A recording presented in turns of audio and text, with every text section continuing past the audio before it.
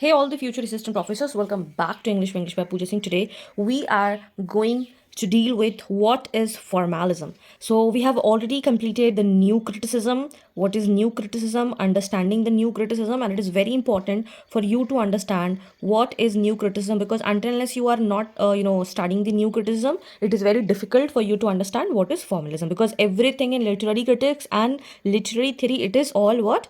It is all interconnected. So I will request you go and watch that first and then watch this. Otherwise, you are not going to understand anything. So, what is formalism, right? So, do you know that before structuralism, before postmodernism, there was a movement that first said that let's study literature as literature. Okay, and that movement was called formalism. As the name suggests, formalism, it consists of form, right? Form. And it has the same thought as new criticism had to analyze the work or the piece of literature by what? By words on the page. So these are very important. I would request you to write in your copy because we as a human being, we think that we'll remember everything, but our brain has certain wired that we won't be able to remember each and everything until unless you are not revising or you are not writing it. Okay, so formalism form when you study the formal studies. What? When you study the formal studies, when you study the formal studies and try to get the meaning out of it, that's called form. Okay, so the term formalism comes from the word form, meaning structure, shape, or organization. Formalists believe that a literary work should be what? Studied for its form, that I told you, and not for its content, history, or author's intention. And we have discussed this in detail. When you will be looking at the new criticism, I have discussed these things in detail. Okay, so literature should be studied as what? Literature, not as biography or not as history or not as psychology. Okay, formalism means that is the study of the form or the text. Now, what is form? Very important.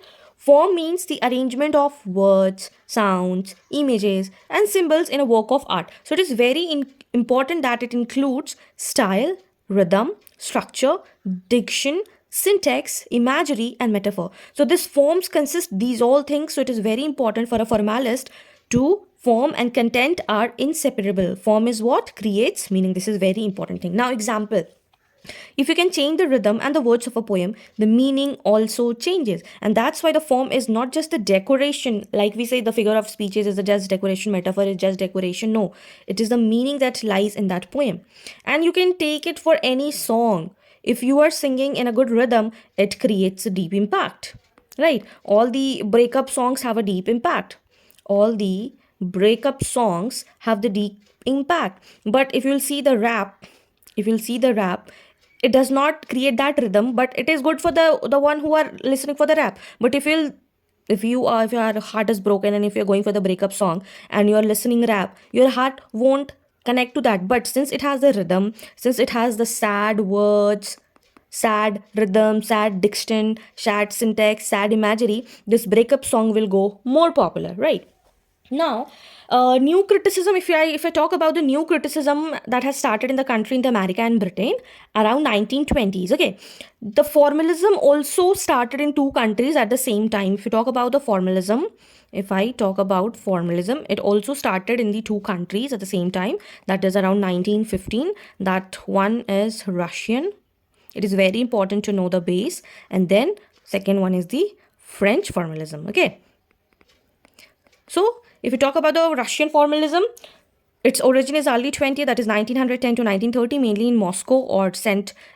Petersburg. These are the two main groups that critics led the movement. If you talk about in these three, these are the two main groups, and this is the critics societies. These are the important, and this has been appeared in UGC net examination. Which are those? They will ask which are the societies. The very first one is Moscow Linguistic Circle, Opozaz Society for the Study of Poetic Language, and the Prague, that is Linguistic Circle. This is very, very important. Now, if you talk about the key figures key critics and figures. The very first one is Victor Shklovsky. Essay art as a technique. He has talked about defamiliarization, that is making the familiar seem strange so that readers notice it afresh. That the purpose of art is to make the stone stony again. What is that? I'll make you explain. First, we'll read the key critics and figures. Then second is Roman Jakobson. He is a major linguistic and critic. He introduced the term literariness, what makes a text literary. Okay, and he also compared the poetic language with the ordinary language. And these are the one Boris H&M, Yuri Tenyov, Osip Birak, and Jan Mukovas. All these emphasize that literature is a special use of language and different from everyday speech. Okay, so if we talk about the main concepts, so literariness, that is a quality that makes a text about literature. What is the difference between an ordinary text and the literature? Then defamiliarization, making common things unfamiliar to fresh our perception. Autonomy of literature, literature should be studied on its own terms, not on history, not on autobiography, not on biography, not on author's intention, and so on and so forth. Then we talk about the poetic language. It is a unique way of using language, patterned, rhythmic, and self-focused. So this is all about the Russian formalism. If you talk about the French formalism, it came slightly later, influenced by Russian ideas but linked with the structuralism in France, that we will study when we'll be talking in the structuralism. So French critics combined the linguistic study, that is Sachard's structural linguistic, with the literary analysis. So you have to understand this from where it came and where it has the origin. And if you talk about the French formalism key figures, these are the Roland Barthes. Early writings like the writing Degree Zero show formalist influence. Then Vitan Todorov helped introduce Russian formalist theories to France. Gerard Genet, his works on narrative structure developed formalist ideas into narratology. So French formalism evolved into the structuralism, focusing on underlying structures of meaning and language. Now we'll be talking about the very important concept, what the difference between the poetic language and the ordinary language. What is the poetic language means? So the poetic language means it reflects, it is special, it is self-conscious, it is patterned use of language. It draws attention to on how something is said, not just what is said. Please refer this line, it is very important. Poetic language means it's drawing expression on something is said, not just what is said. Means you are saying something very beautifully, not just said, but you're saying something very beautifully. You are using rhythm, you're using metaphor, you're using sound devices, you're using syntax to create aesthetic impact, and that what's called poetic. Why we are more inclined to ghazals? There are so many songs also, but why it is always when you hear the ghazal, when you hear Nusrat Fateh Ali Khan, when you listen Arjit, when you listen so many ghazals, when it's just a heart touching, right? So why they are using the same words like the songs do, but why some ghazals just hit the spot? Why? Because the words, they are not just said. It is like how you are saying it, how you are portraying it, right? That's called poetic language. And for example, shall I compare thee to a summer's day? It's Shakespeare. This draws attention to its form and beauty. One more example, if I'll talk about, like you can just say, my love is like a red rose. So what you are doing, you're just defamiliarizing love and you're just saying it in a different way. Poetic language to which you generate your emotions. What you generate your emotions to, that's called poetic language. Simple language, you are just using fancy words and in a emotional way, and that will have a impact. Okay, now when we talk about the ordinary language, like how Shakespeare used, shall I compare thee to a summer's day? Like he is comparing his beloved to a summer's day. But now if you talk about in the ordinary language, it's like you are beautiful like summer. It communicates but lacks artistry. Means when a poet is writing in an artistry way, he or she will be writing in a beautiful way, aesthetic way. It will have all the artistic language. But when you are using an ordinary language, it will communicate but it lacks artistry. It will be used for daily communication. Now the same way I am teaching you on YouTube what is formalism. I'm using it for the communication so that it will be functional, it will be direct, and it will be unself-consciousness, right?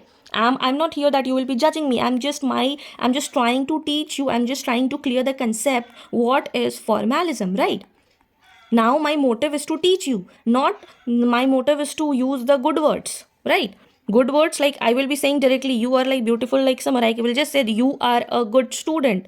You are a good student. But had I been a poet or a poetess, I would have said, my students,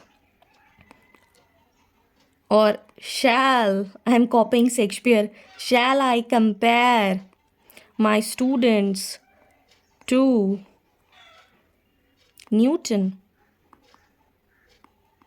So, had I been a poetess, I would have said, shall I compare my students to Newton? Like that. So, these are the things that is, I thought this would be great example to make you understand.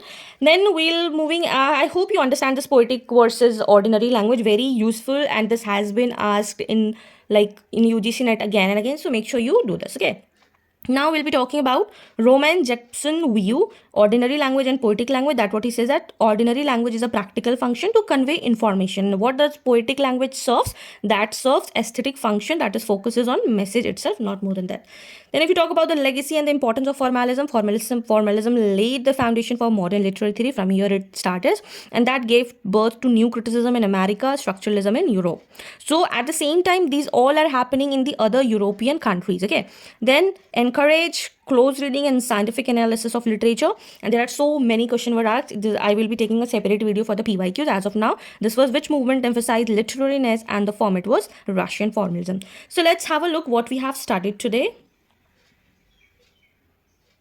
We started about what is formalism, what is form, then about Russian formalism, three societies, key critics and figures, Victor Shklovsky, Roman Jakobson, and about French formalism, and then poetic language versus ordinary language, and then what is important. So if you found this video helpful, do not forget to like this video, share with your friends, those who are preparing for UGC net, and also subscribe for more literary theory notes. And also in the next video we are going to cover Victor Shklovsky, and if you haven't watched literary criticism, go and watch that complete, because we have already completed that and missing any updates. So till then, keep learning, keep shining. Bye bye.